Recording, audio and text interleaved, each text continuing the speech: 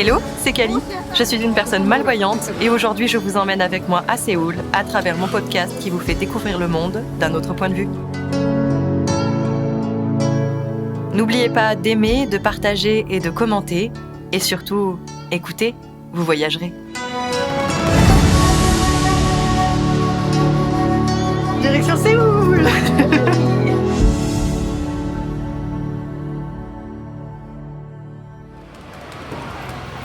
Nous sommes le 4 novembre 2024 en Corée du Sud et c'est la journée du braille en Corée.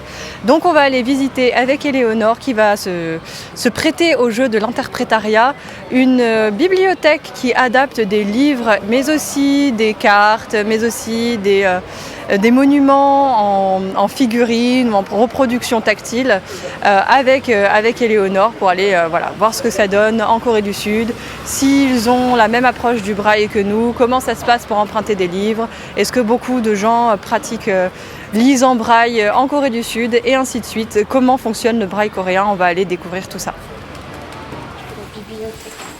D'accord. La personne qui nous accueille et qui sera notre guide tout au long de la visite de la bibliothèque braille coréenne ne souhaite pas que sa voix soit entendue sur le podcast. C'est donc Éléonore qui sera notre interprète et qui prêtera sa voix à notre guide. Celle-ci a cependant accepté de répondre à une série de questions par écrit afin de préciser certaines de ses réponses. On arrive dans une salle très naturelle avec des caisses en bois et des livres à l'intérieur. Tout est très espacé, il n'y a pas de table et surtout qui peuvent bloquer le passage pour les personnes. Et il y a du matériel aussi, on dirait des machines à écrire le braille coréen. Après, je ne connais pas très bien le matériel. Les anciennes Perkins. C'est des Perkins, c'est des sortes de Perkins. Pas tout à fait. Ouais, enfin c'est un peu le même principe, tu veux dire. On dirait plus des embosseuses en fait. Ah, des embosseuses, ok. Ou alors des petites étiquettes, tu sais, quand tu tapes et tu as des étiquettes qui sortent. Oui. Voilà. Est-ce que tu as froid ou chaud? Vous avez froid ou chaud? Ça va? Oh, 괜찮아요. Donc elle va commencer la visite. Donc la bibliothèque a été construite en 1990. Donc là, il y a une photo sur le mur qui montre en fait le président qui a fondé en fait cette bibliothèque. Donc le président qui a fondé la bibliothèque, il était lui-même malvoyant et donc il a essayé de créer en fait un endroit pour les personnes en situation de handicap visuel en analysant un peu l'environnement, etc. Parce qu'à cette époque, il n'y avait pas d'équipement, en fait, c'était pas équipé les villes pour les personnes en situation de handicap visuel. Okay. L'alphabet coréen, appelé Hangul, qui signifie grande écriture ou écriture coréenne, fut inventé en 1443 par le grand roi Sejong. Auparavant, on utilisait les caractères chinois, appelés Hanja, mais dont l'apprentissage était particulièrement ardu. Donc quand ses parents sont décédés, il y avait un testament, et dans le testament, ses parents disaient à leur fils donc de bien vivre, même avec son handicap visuel, qu'il puisse vivre heureux, qu'il soit heureux dans sa vie malgré son handicap. Et donc lui, en recevant ce testament, il ne voulait pas vivre heureux que pour lui, mais aussi pour les autres, et c'est pour ça qu'il a fondé donc cette bibliothèque. Ah, super. Aujourd'hui, l'alphabet coréen est un symbole de fierté et de l'indépendance coréenne que l'on fête le 9 octobre, journée du Hangul. Donc c'est la première bibliothèque pour les personnes malvoyantes qui a été fondée dans tout le pays. Et donc en 2015, il a reçu en fait un certificat du gouvernement en disant que c'est aussi un patrimoine culturel, un héritage culturel. À côté des photos, en fait, tu as un panneau en bois, et ces panneaux en bois, c'est ce qu'on mettait sur la devanture des bâtiments pour présenter le lieu. Donc, il est écrit Hanguk Jeomcha Doseokwan, donc la bibliothèque de braille coréen de Corée.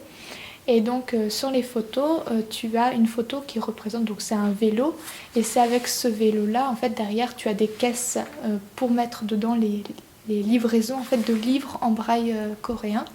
Et donc tu as une photo juste à côté aussi qui représente une dame qui met donc des livres dans des petits sacs, dans des pochettes pour la livraison en fait. Et donc voilà, tout était fait manuel à la main, etc. D'accord. 이 자리에서 바로 뒤로 도시면 Donc on va se mettre derrière. 시각장애인 그 보조기기들이 있어요. Donc ce sont les différentes, comme expliquait ta maman, les différents équipements. C'est la Easy Time. L'Easy Time. Ah, C'est l'Easy Time. ah j'ai le même. Donc en coréen on dit hansone. Hansone. Et donc il y a un autre, cette fois c'est un ordinateur, c'est comme un clavier d'ordinateur. Et donc c'est pour le Il y a braille. une plage braille juste en dessous. D'accord. Où tu peux lire en fait comme sur ton Easy Time. Et Ah oui. dessus il y a les touches d'ordinateur. Comme un clavier basique. Voilà. c'est Ok, ça. ok. 이거는 Et donc tu as une machine à écrire aussi, et donc c'est écrit en braille sur la machine à écrire. Ok, Perkins. Les Perkins marquantes, elles sont pas pareilles. Toi, tu as les boutons devant et là, c'est sur le côté, il y a un petit truc en ferraille, un carré en ferraille et tu as les 6 touches qui sortent comme ça de chaque côté. Ah d'accord, ok. Et donc ça c'est pour faire les cartes de visite.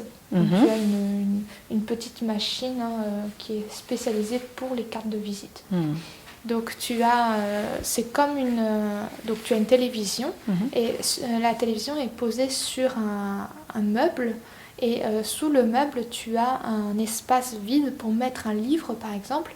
Et donc, ça fait comme un projecteur et ça met... C'est un agrandisseur, en fait. Voilà, ça agrandit, en fait, l'image un téléagrandisseur, sur la télévision. Ok.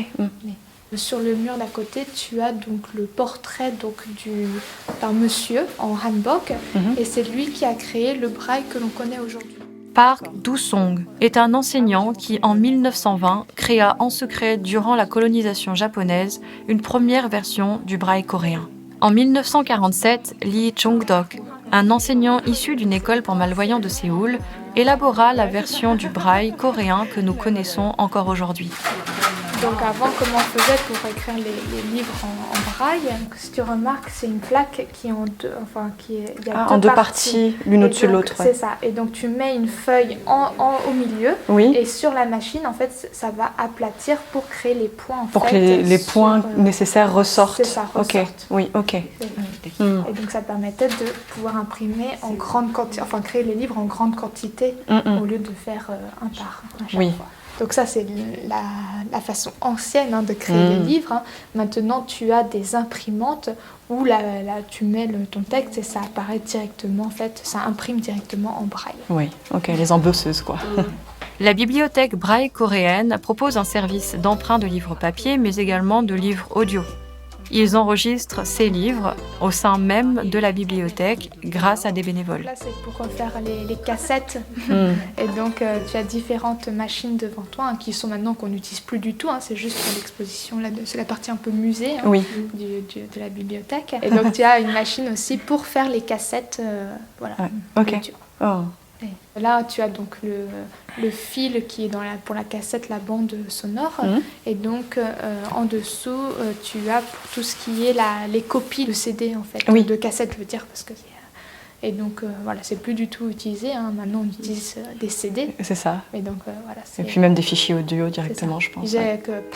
Le braille coréen est appelé Chomja Hangul, qui signifie écriture en point. C'est Rosetta Sherwood Hall, une missionnaire américaine, qui enseigna pour la première fois en 1898 à des jeunes filles malvoyantes de Pyongyang le braille américain en 4 points. Et donc les deux, tu as un premier livre, donc c'est avec les lettres latines en relief, et au-dessus les deux livres, c'est fait avec les 4 points. C'est des livres imprimés en 4 points. Oui, ok. Donc c'est les différentes étapes en fait de création. Okay. Et donc maintenant, on utilise les 6 points partout dans le monde entier. Est-ce qu'en Corée, ils ont aussi le braille informatique 8 points? En France, on utilise le braille 8 points, mais j'ai pas l'impression que le braille coréen l'utilise. Non, ils sont tous en 6 points. D'accord, ok, oui, c'est ce que j'avais cru remarquer, oui. Donc ici, tu as différents livres qui sont utilisés pour les personnes malvoyantes. Donc c'est un livre qui est fait que en braille. Tu peux pas le trouver autrement qu'en braille. Ah, c'est drôle ça, généralement ça n'arrive jamais. C'est super ça, ouais. Donc il y a plusieurs livres. Tu as des livres pour les enfants aussi. Tu as des livres. Là, il y a un livre qui est pour les enfants. Oui. Et donc dedans, c'est écrit donc comment on dit, une petite bande en fait, avec dessus écrit en braille. 엄마 곰은 갑자기. Et en bas, tu as donc comme un scotch qu'ils ont collé en fait, avec dessus donc les reliefs de braille. Et donc c'est un livre qui a été créé exprès pour que les personnes qui n'ont pas de handicap visuel et les personnes qui ont un handicap visuel puissent lire le les livre deux en même temps, ou les séparément, etc. D'accord, donc c'est le scotch qui est en braille, quoi. C'est ça. Donc là, tu as en normal et juste au-dessus. Comme toi, tu imprimes tes étiquettes, en fait, je pense. Oui, c'est le plastifié, ouais. Les étiquettes plastifiées. Et après, à côté, au-dessus, il y a le texte en lettres classiques, quoi. En noir, comme on dit. Et donc tu as aussi comme un autre livre. Et donc c'est des points qui ont été mis un par un, en fait. C'est pas un truc que tu colles, c'est carrément créé dessus, en fait. Tu le gaufres pas ni rien, en fait, c'est des petits points. Un peu comme le gel pour les ongles. Et donc, il crée comme ça des petits points en relief. Ah oui, d'accord, ok. Ça doit être long, par contre. Hein. Tu as aussi des reliefs au niveau des arbres, par exemple. Ah oui, les petits dessins en relief, oui. Donc voilà. Super. Oh. C'est un peu un livre à toucher, en fait. Oui, c'est ça. Tu as pour les buissons, et tu as le sapin, enfin l'arbre aussi. Qui a été, beaucoup ça pour les enfants, c'est des livres à toucher avec des textures. Et j'ai le Petit Prince avec une ou deux illustrations comme ça dedans. Donc là, tu as aussi des livres. Ah bah c'est l'instrument qu'on a vu hier. Oui, la dame qui jouait. Et donc là, ça permet en fait d'expliquer en fait les différents. Mais donc, du coup, c'est ce que je te disais, ça faisait une grande, comme une sorte de pipe en fait, tu vois, avec le tube là. Et puis donc là, elle le archait et elle avait deux trucs en bois qu'elle devait régler pour la corde qui descend. En fait. Oui, donc là, c'est vraiment représenté avec des bâtonnets de bois, enfin en relief, avec une petite corde. Et juste au-dessus, tu as pareil pour le violon. Ça, c'est minutieux. C'est super, ouais. Et donc, tu as un autre livre où cette fois des. Ça, c'est le livre à toucher, en fait. Voilà, tu as des avec les textures. Avec les textures. Pour les oiseaux, ils ont mis des petites plumes. Ah, c'est super ça. La plume. C'est un conte coréen. Oui. Et donc, ils ont créé comme ça en relief des dessins. Et donc, à côté, tu as donc le texte, pareil, en braille. Ah oui, ok. Et donc tu as, pareil, ici tu as une lune avec un couple en fait qui se tiennent la main. Oui, donc d'un côté il y a le texte en braille et de l'autre côté il y a les dessins en relief, fait avec la feutrine, des plumes, des choses comme ça. Super, oui. Donc il y a des livres aussi en rapport avec la culture. Oui. Sur un méga livre. Oh. Et donc là c'est des livres qui parlent une méga boîte. Des livres sur le patrimoine culturel de la Corée. Ça doit être super intéressant. Donc là, c'est sur la grotte Sokguram, qui est à Gyeongju. Et c'est pas juste un livre, tu as aussi carrément une représentation du Bouddha, en fait, en pierre. En pierre, oui. Oh là là. Et donc tu peux... Nous, on n'a même pas accès, parce que maintenant, on le voit derrière une vitrine pour protéger. Voilà. Et toi, tu peux carrément tu vois, il a les yeux fermés, tout ça. C'est joli, hein. Et donc cette fois-ci, c'est des miniatures, en fait, des bâtiments. Là, c'est ce qu'on visite en fait, ça c'est les palais en fait. Voilà, les différents palais, tu peux... super. Maintenant qu'on a fait les visites, c'est bien de pouvoir les voir en relief. Là, tu te rends compte. Là, par exemple, la statue que tu viens, tu as la fiche aussi qui va avec le dessin. Avec le dessin. Tu as aussi la taille en fait qui explique un peu. Pareil, tu as chaque fiche comme ça pour les patrimoines culturels, pour chaque lieu en fait. Là, ça c'est celui que tu avais touché avant. Ah oui. Donc voilà, pareil avec une personne à côté pour montrer l'échelle. Oui. C'est bien d'avoir ces représentations comme ça. C'est vraiment bien ça. Elle t'a sorti le palais que tu viens de toucher aussi là sur le premier. Donc ça te montre... Avec les toits toujours on appelle ça en descente. C'est ça.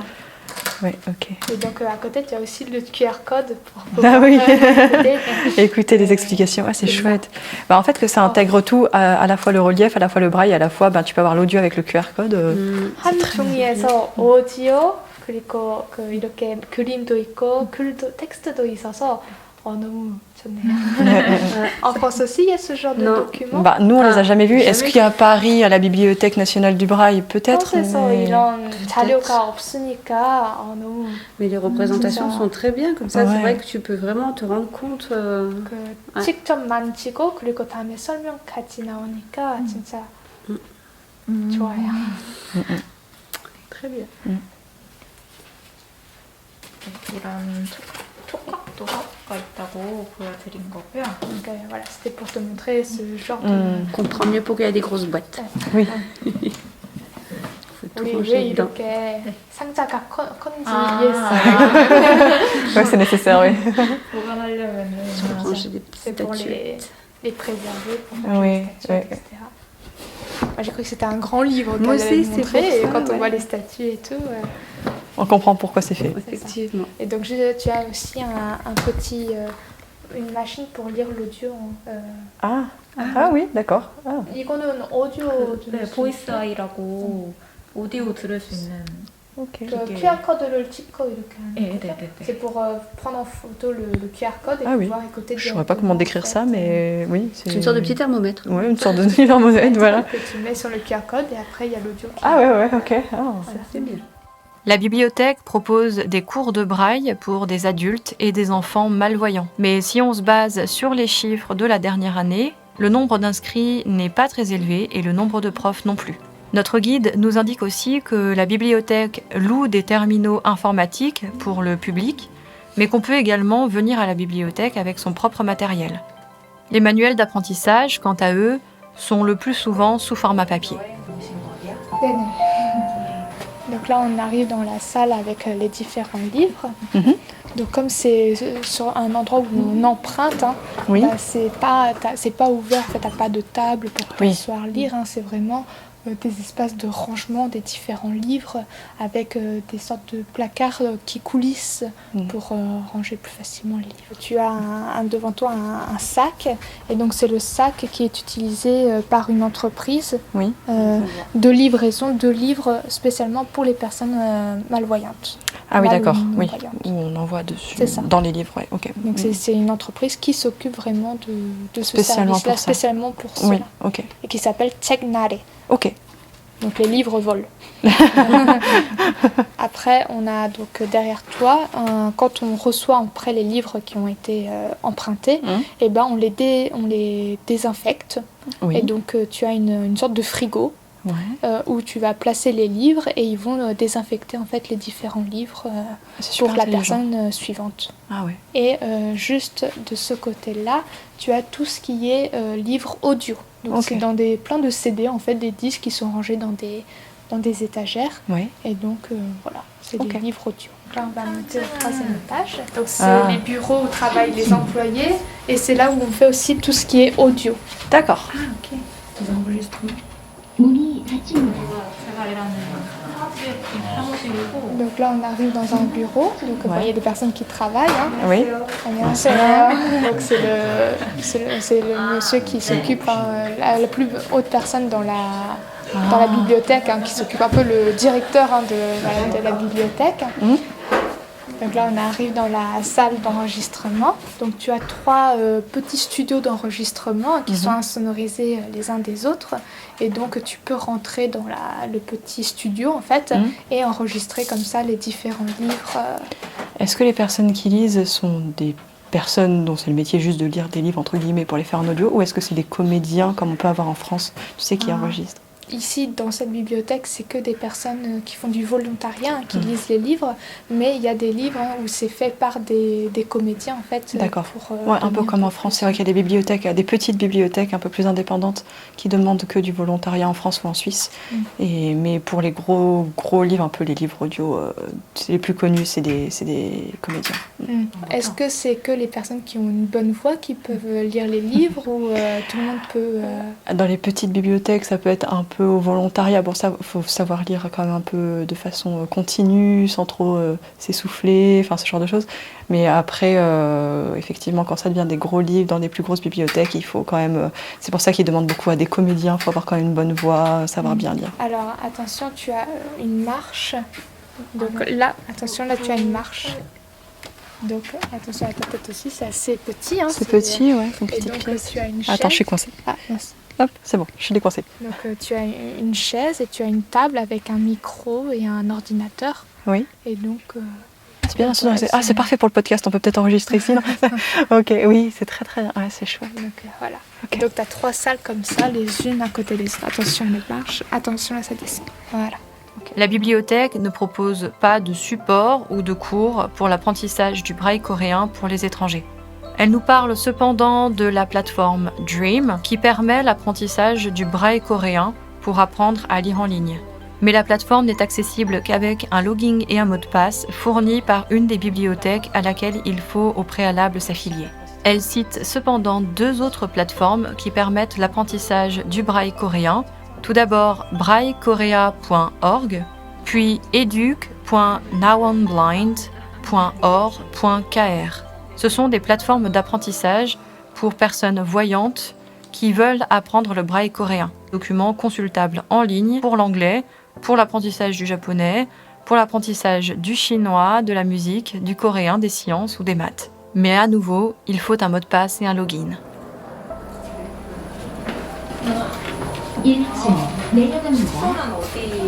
서울역 근처에 우리는 수원에서 그래서 c'est compliqué de venir jusqu'ici parce qu'il y a plusieurs changements, etc. Oui, c'est ça. Mais donc elle dit merci d'être venue d'aussi loin. Bah, merci pour la visite surtout. Donc Ouais. elle 견학해줘서 너무 재미있고 고맙습니다. Elle veut t'offrir en fait il y a 2 livres. En fait, vous pouvez en prendre plusieurs, enfin un chacune. Ouais. Mais donc t'as 2 livres qui sont écrits en braille coréen. C'est gentil. Et donc, Ah, c'est super. Donc tu pourras comme ça à l'intérieur lire le livre.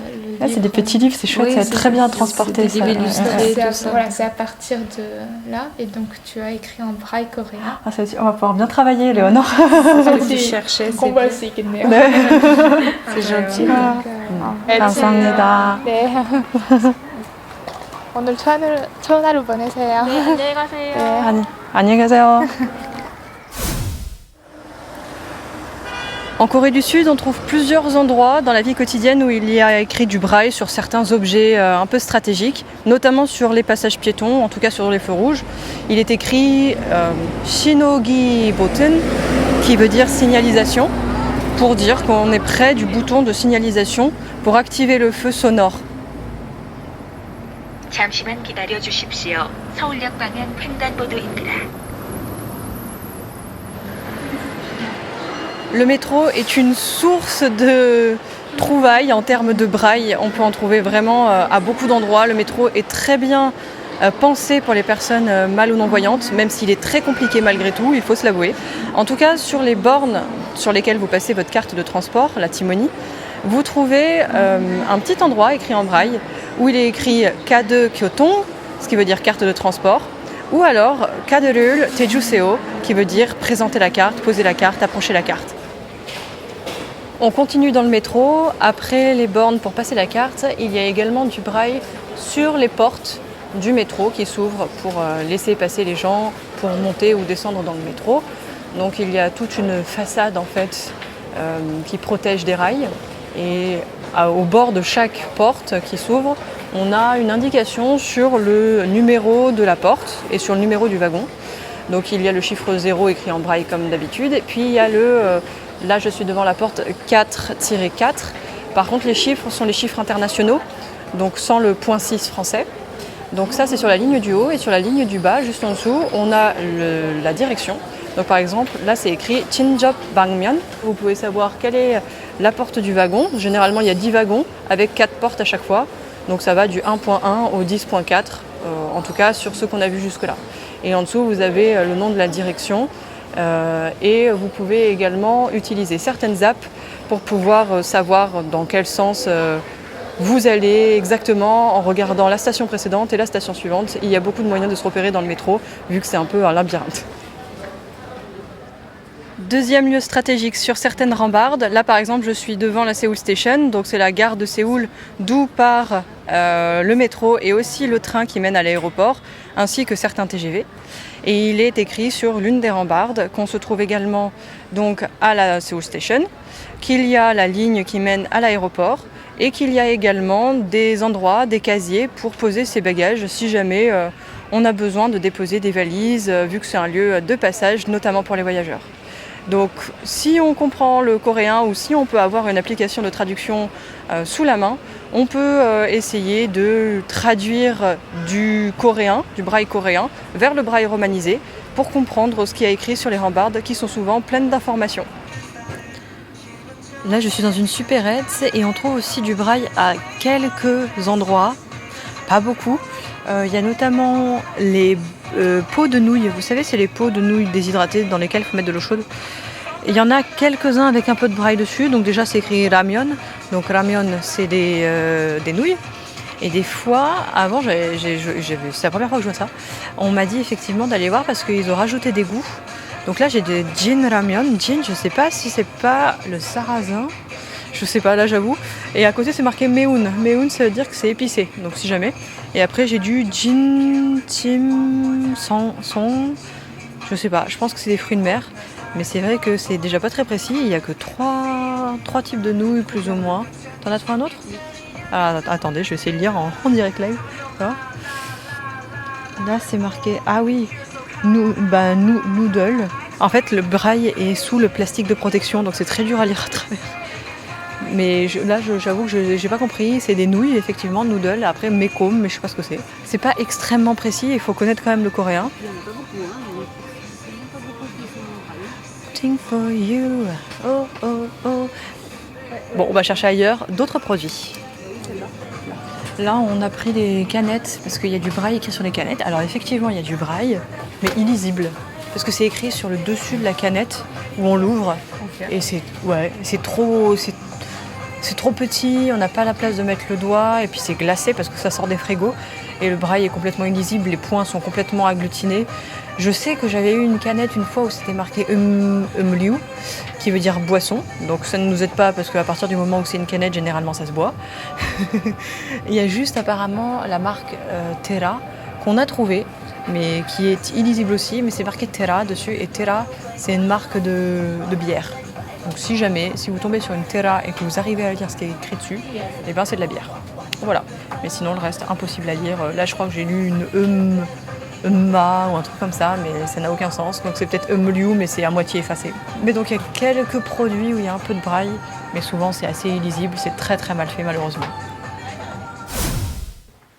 Et je retrouve même du braille jusque dans l'immeuble où on habite, sur les rambardes toujours. Alors je ne sais pas si c'est le cas dans toutes les zones d'immeubles de Corée du Sud, mais en tout cas dans le nôtre il y en a. Donc à chaque étage, ça précise l'étage. Bon, il y a des choses que moi-même je ne comprends pas.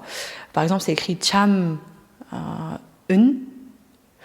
Je ne sais pas tellement ce que c'est, mais en tout cas, après, ce qui est important, c'est vous avez le 0, là qu'on connaît, et vous avez aussi le chiffre 3, cette fois en chiffre international, donc chiffre 4 points, et vous avez le mot ensuite chung, qui veut dire étage. Donc là, on est au 3e étage, et vous avez ça à chaque étage pour savoir à quel étage on se situe. Donc c'est assez pratique pour ne pas se perdre dans les immeubles coréens.